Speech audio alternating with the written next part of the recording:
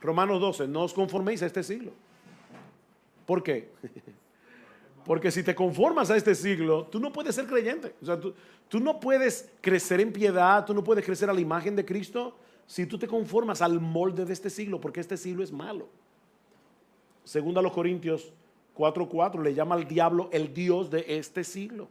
Y dice que una de las cosas que el Dios de este siglo trata de impedir es que las personas puedan ver la gloria del Evangelio de la gloria de Cristo, para que no se conviertan al Señor.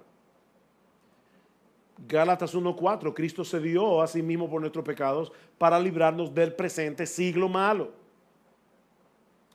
Efesios 2:2, en los cuales anduvisteis en otro tiempo siguiendo la corriente de este mundo, siguiendo la corriente de este mundo. ¿Quiénes estudian griego en esta academia? Ok, lo que dice el texto es katatonaiona tu cosmo tu. O sea, es el katatonaiona según el siglo este. Es muy enfático el texto. Según el siglo este de este mundo.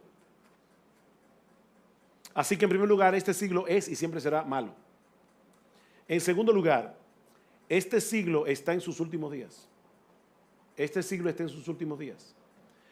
Tan pronto Cristo ascendió a los cielos, nosotros entramos ya en la última etapa del calendario de Dios. Ya nosotros estamos en los últimos días.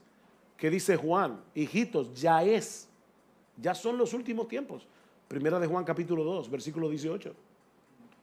Por ejemplo, en 1 Corintios 2:6 dice, sin embargo, hablamos sabiduría entre los que han alcanzado madurez, pero una sabiduría no de este siglo, ni de los gobernantes de este siglo que van desapareciendo. Eso es lo que dice el texto literalmente, y por eso usamos la Biblia de las Américas. Es un siglo que va desapareciendo. Y el mundo pasa, y lo que el texto dice en lo original es, el mundo está pasando, y sus deseos. Pero el que hace la voluntad de Dios permanece para siempre. Hebreos capítulo 9, de otra manera le hubiera sido necesario padecer muchas veces desde el principio del mundo, pero ahora en la consumación de los siglos se presentó una vez para siempre por el sacrificio de sí mismo para quitar de en medio el pecado, la consumación de los siglos. 1 Corintios 10, estas cosas les acontecieron como ejemplos y están escritas para amonestarnos a nosotros. ¿Quiénes somos nosotros? ¿Quiénes somos nosotros? Los que hemos alcanzado los fines de este siglo. Nosotros ya estamos en los postreros días. Por eso es que Pedro cita la profecía de Joel cuando el Espíritu Santo descendió. Dice, eso fue lo que profetizó Joel. En los postreros días profetizarán vuestros hijos y vuestras hijas.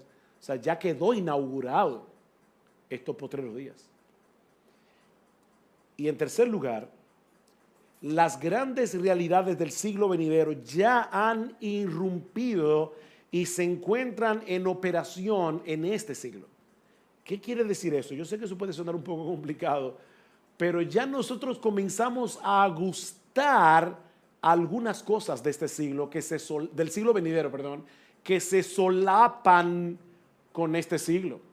Por ejemplo, en el famoso texto que no voy a explicar, porque no es el tema, si la salvación se pierde o no se pierde. Yo confío en que aquí todos están seguros de que la salvación no se pierde. Pero en el texto de Hebreos, que habla de la apostasía de algunos, dice, es imposible que los que una vez fueron iluminados, gustaron del don celestial, fueron hechos partícipes del Espíritu Santo, y asimismo gustaron de la buena palabra de Dios y los poderes del siglo venidero, y recayeron, sean otra vez renovados para arrepentimiento. Aquí se está hablando de personas que en el primer siglo, estando en la iglesia, ellos gustaron de los poderes del siglo venidero. Hay cosas que ya están pasando debido a la venida de Cristo que son manifestaciones, adelantos de lo que va a ser aquel siglo, y se solapan con este siglo. Pero vemos a aquel que fue hecho un poco menor que los ángeles, a Jesús, coronado de gloria y de honra a causa del padecimiento de la muerte. Hermanos, Cristo ya está coronado de gloria y de honra. Cristo ya es rey. Y eso debe ser de mucho ánimo para nosotros. Sí, pero aquí se está hablando del Cristo mesiánico, aquí se está hablando del Cristo como hombre que se encarnó. No, Cristo nunca había sido hombre hasta que se encarnó de María. Y es ese Cristo encarnado el que ascendió a los cielos como el Dios hombre y fue coronado como el Dios hombre que venció al diablo. Entonces no, en ese sentido él nunca había sido coronado, en ese sentido nunca. Eso fue nuevo para Jesús. Pero él fue coronado, ya él es rey, Cristo ya reina.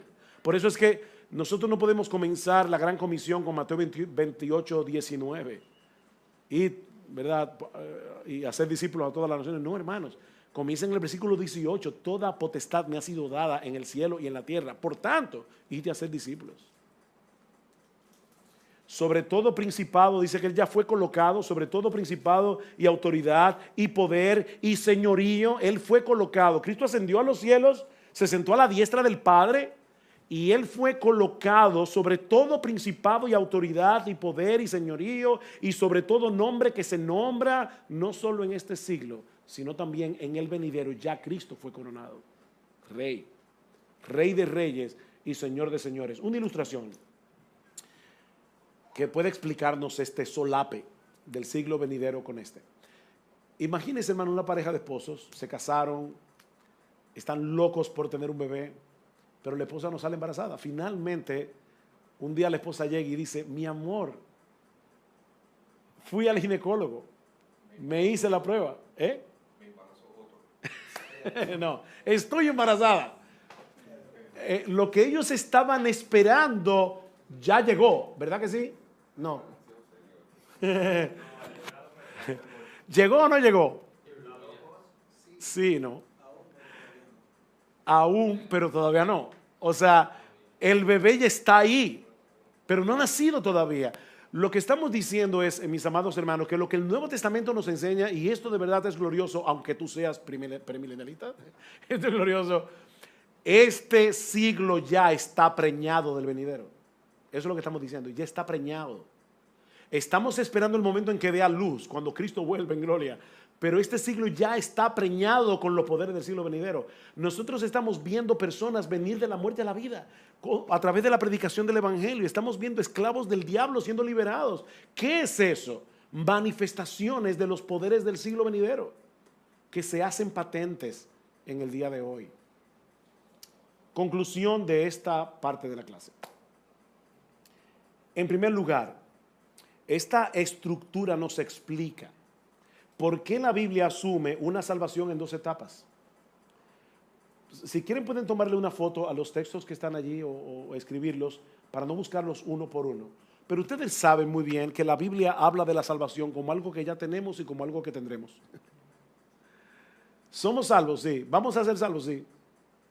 Las dos cosas. Porque ya en este siglo nosotros fuimos rescatados de nuestra vana manera de vivir. Ya nosotros fuimos librados de la condenación y de la esclavitud del pecado, pero como dice Juan, todavía no somos lo que vamos a hacer. Así que, en primer lugar, esta estructura nos explica por qué la Biblia asume una salvación en dos etapas. En segundo lugar, esta estructura también nos ayuda a entender las tensiones presentes de la vida cristiana. ¿Qué es lo que dice Juan?